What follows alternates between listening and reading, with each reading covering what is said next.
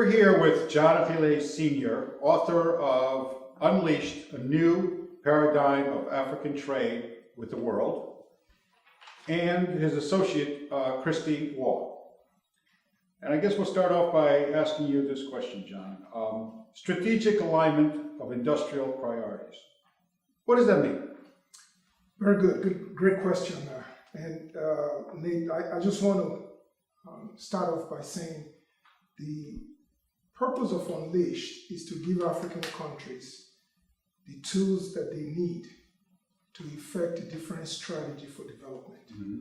So in relation to that question, I'll use these illustrations. For instance, African countries since independence have primarily been dependent on raw materials as the primary way in which they earn income.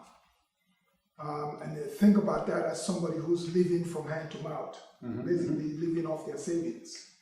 And the strategy is one also that puts African countries in a position where sometimes they have to also import the finished goods produced from the raw materials, which is, you can't make any money that way. In the cocoa arena, for example, people, in the West know only the end product of cocoa. Mm-hmm. Very few realize that without cocoa beans, you can't make chocolate, right? 80% of the chocolate, of the cocoa beans sold to the world comes out of a region in Western Africa of a few countries. The primary producer being Ivory Coast or Cote d'Ivoire. Mm-hmm. But conversely, only 5% of the chocolate manufactured in the world comes out of African countries. So you supply 80% of the raw materials, but you only manufacture 5% of the end products. Now we know Africans also eat chocolate. Mm-hmm. And what that means is Africans will export cocoa beans and import chocolate. So for every time an African buys chocolate, the country is losing money. That's what I'm referring to when I talk about refocusing your industrial priorities. Yes. What African countries have to do is look at the areas in which they are weak and begin to amplify those areas so they become strengths. Mm-hmm. I'll use an example of South Korea.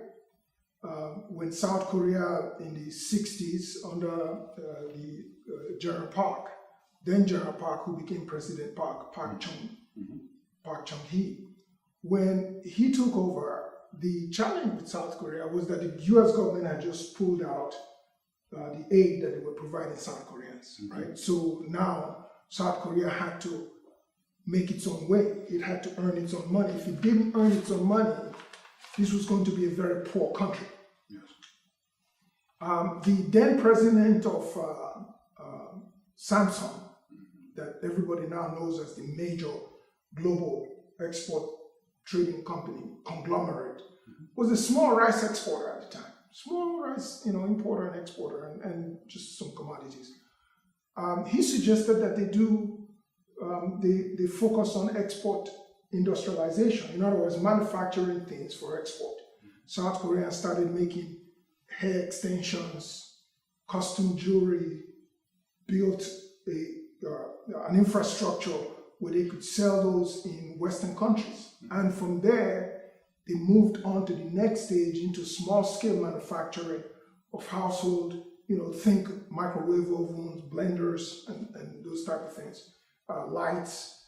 And now South Korea is one of the world's greatest exporting nations, over 400 billion in exports. Mm-hmm. It's in the top 15 richest nations in the world. This all started from 1960, 63, roughly. In the same time, African countries were also gaining independence.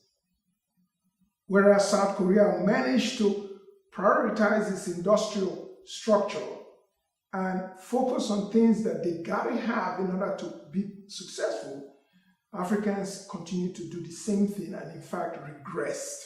Mm-hmm. Because if you take constant dollars, what was African countries were exporting in the 60s in constant dollars, they are actually getting less today. Mm-hmm. than what they were getting in the 60s. So we're saying to basically, and that's what the book has, communicated, is that you have to look at your industrial priorities and begin to address areas that you need to address to make yourself a more competitive country and to create jobs for your people. So that's the point of industrial priorities.